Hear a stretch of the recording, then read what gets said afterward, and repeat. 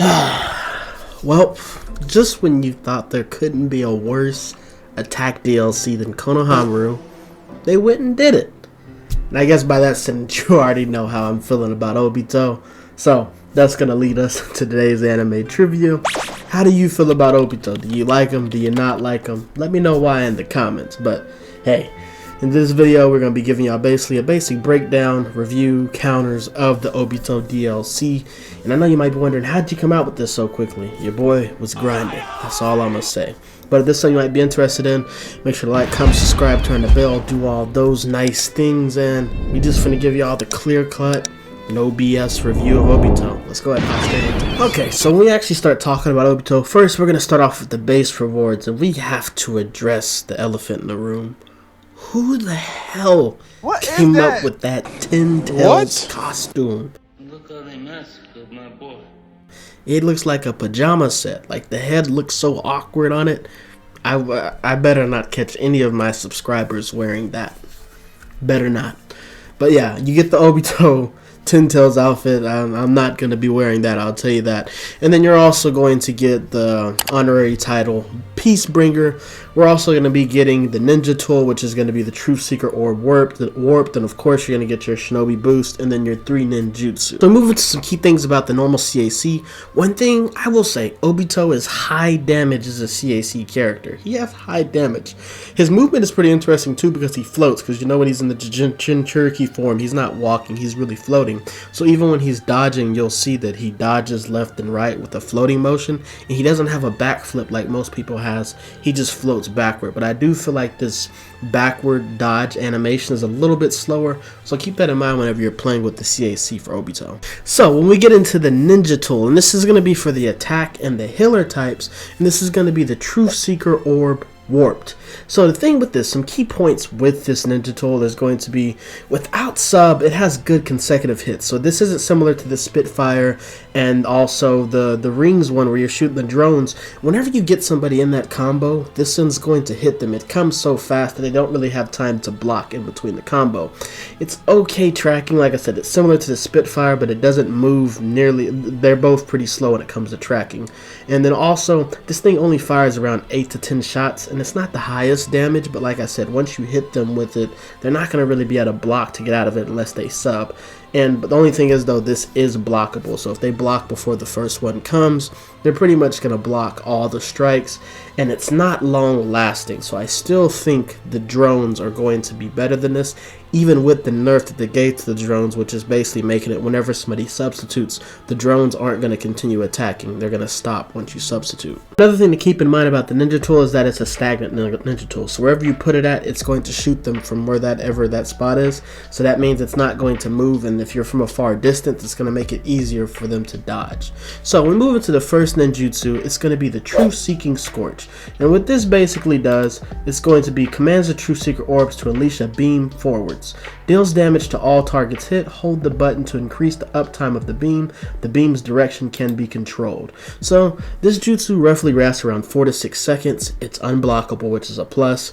It does not cancel out other jutsu. It just phases through, and I'm going to explain that when I go farther on. It just phases through, which is weird. It penetrates barrier jutsu for things like sand shield, water pillar, even domed wall, wood wall. It's going to go through all those things. It doesn't break it, but it just phases through, which is strange. So this thing is too long for trap techniques, so things like 8 trigrams palm rotation is not going to work because the beam's going to last too long. It has slow aiming. The aiming is pretty similar to the Spitfire, where the average person can pretty much outrun it. This thing does break Susanoo armor and Sukuna Hakona, which was pretty interesting. Now the thing is, though, it doesn't work for the full lock-on range. So if you're locked on, just because you're locked on to your opponent doesn't mean that you can hit them, because the range for this is only 2, so sometimes somebody can be out of your range. This thing is activatable in the air, but it does not stop super armor, so things like Demon Hunter and stuff like that, they're still going to be able to charge towards you, and I'm going to explain that when we get farther into the video. This jutsu doesn't give you super armor, and this is what I feel like is the glaring problem with this jutsu. But it does have high damage potential.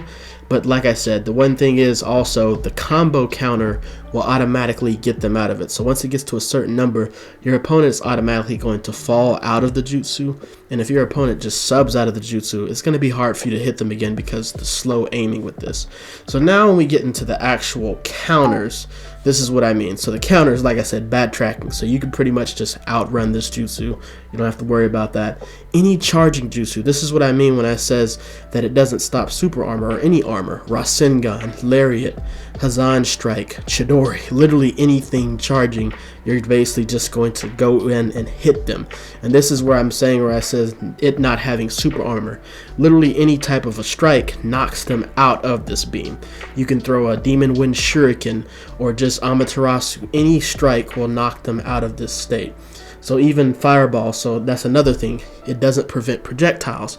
Fireball, Air Palm, Demon Wind Shuriken, Majestic. All these things just phase through and then it'll hit you and then it'll just stop the jutsu. And then also area attacks do very well on this. Things like Tsukuyomi, pull techniques, also Laughing Buddha, anything that just pops up in the area is just one hit stops this jutsu. And I feel like that is the main thing that hurts this.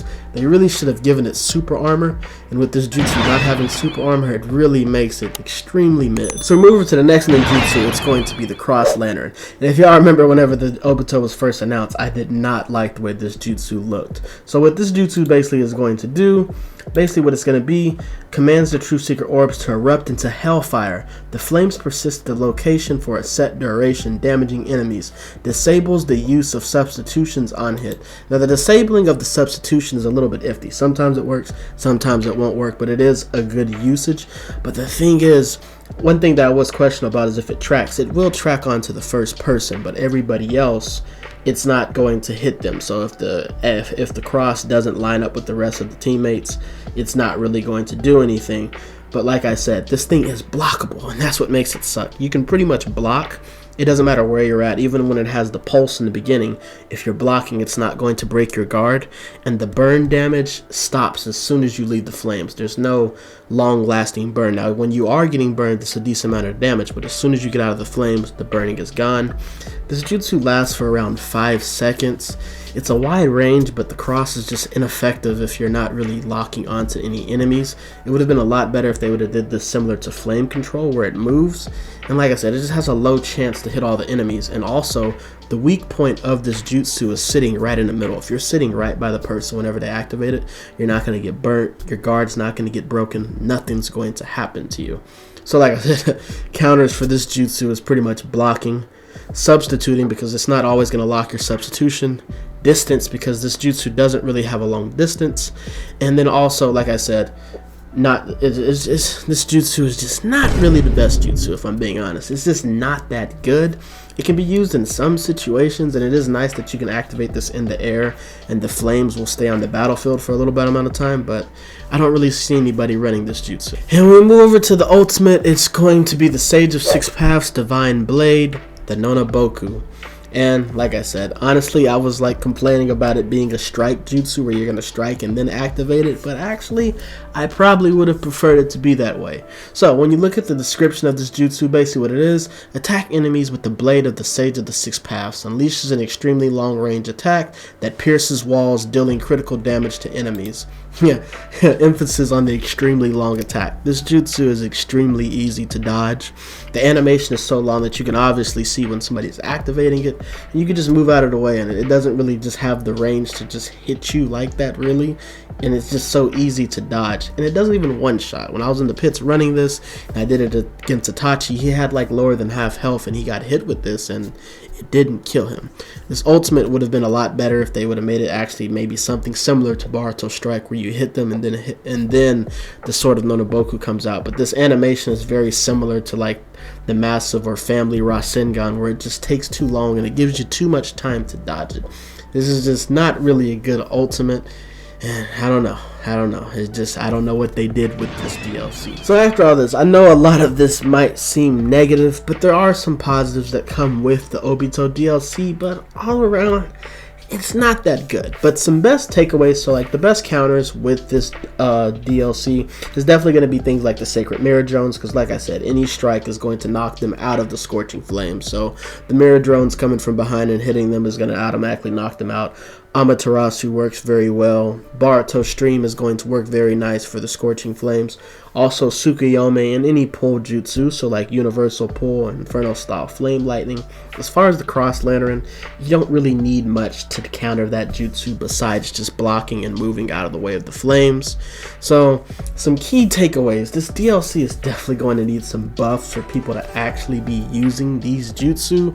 And I don't know, it's possible that you can honestly skip buying this DLC, but only reason why I would say not to is because if they do buff the Scorching Lantern, it does, I mean not the Scorching Lantern, the Scorching Flame, it does have a pretty strong damage when you actually get to hit somebody. When their sub is gone, you can actually eat off some health, so it's pretty nice.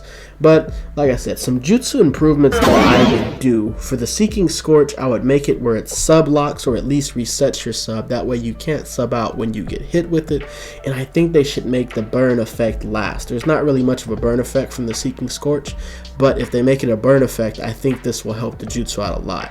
As far as a Cross Lantern, the main things that I think they should change is make this break guard and also make it have a blowback effect, similar to how Barian Barrage knocks you back. Make it whenever the Scorched Lantern happens, everybody gets blown away and then also they get burnt. This will make this jutsu a lot better. And like I said, also longer burn damage. The burn damage shouldn't stop as soon as you leave the flames. As far as the Sword of Nunoboku, I think the main thing they could do with this, because there's not really much they can change, maybe add a little bit of something that you get from Pain's ultimate, the Planetary Devastation, where you pull them in a little bit and then you can use the Sword of Nunoboku. They should make it have a little bit of force when he's charging up to pull them in. That way it's easier to strike the enemies. But all around, I think my rating, if I'm going like, you know, on a scale of S, A, B, C, D, I'll give this a solid C. I'll give it a C just because of the Scorching Flames. This can be better depending on if they're going to, you know, add some buffs to this, and it does add some damage. And if you're collaborating with teammates, this can actually be a decent jutsu, and it will allow you to chop down some health. But like I said, they also did add some good balance patches, that came with this, so things like them nerfing time space hop basically, and they even nerfed my favorite thing, the mirror drones. They are making some changes to try to balance the game out, but this DLC in general is just going to need some work to fully be there. And it kind of does make me worry about Kaguya, because if they messed up Juubito like this, I'm really just wondering what they're going to do with Kaguya. But let me know in the comments, man, if you disagree with me, if you actually think that Obito's jutsu are actually pretty crazy, let me know. Let me know your thoughts. I love to talk to y'all in the comments and things like that. I appreciate all the support y'all been giving me on the channel.